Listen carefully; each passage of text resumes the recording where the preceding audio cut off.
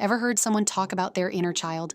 The idea traces back to psychiatrist Carl Jung, whose divine child archetype laid the theoretical groundwork. The inner child as the part of your subconscious holding onto every past experience and everything you felt when it happened, the good and the painful. When that inner child is carrying a wound, the emotions attached to it don't stay in the past. They bleed into the present and shape your daily life and relationships. A perfect example is Rapunzel. Growing up with a narcissistic mother figure like Mother Gothel taught Rapunzel's inner child that she was helpless, incapable, and incompetent on her own.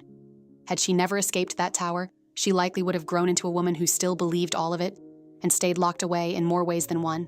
That's what happens when a wounded inner child goes untended. Has your mental health been feeling heavier than usual lately? That might be your inner child signaling that it's time to let some of that weight go. Here are 5 ways to start tending to that wound. Stick around to the end for an important note. 1. Reparent yourself.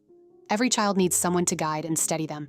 Dr. Nicole LePera, known online as the Holistic Psychologist, talks about learning to become the strong, wise parent you wish you'd had, as a way to care for that wounded part of yourself. Say you're dreading an upcoming medical procedure and the anxiety won't quit. Try picturing a younger version of yourself standing there and offer them what you needed to hear back then. Hey kiddo, I know this feels scary. It makes total sense to be nervous about something unfamiliar. But you have to be brave, because this is what keeps you healthy. LePera's advice is to acknowledge the emotion rather than shut it down or judge it. Awkward at first, but it gets easier with repetition, and the wound starts to close a little each time. 2. Rebuild trust with yourself. A wounded inner child usually got there through bad information, lies, dismissiveness, or lessons that weren't actually true. Jung's work frames the inner child as woven into our conscious identity, absorbing everything from look both ways to don't speak when dad's in the room, and using it to shape our adult outlook. Back to Rapunzel and Mother Gothel. Her inner child learned it was safer locked away than out in the world, but the real Rapunzel could hold her own with nothing but a frying pan. When you step into that wise parent role, you rebuild trust by consistently telling that inner child the truth. You are smart, strong, and capable. You have plenty to offer the world. Beats a life in a tower, doesn't it? 3. Revisit the past gently. If your inner child is loud enough to be disrupting your daily life, there's likely real history behind it. Art therapist Lucia Capaccioni, in her book Recovery of Your Inner Child, suggests calling on your inner child directly as a way to surface memories tied to your trauma or triggers.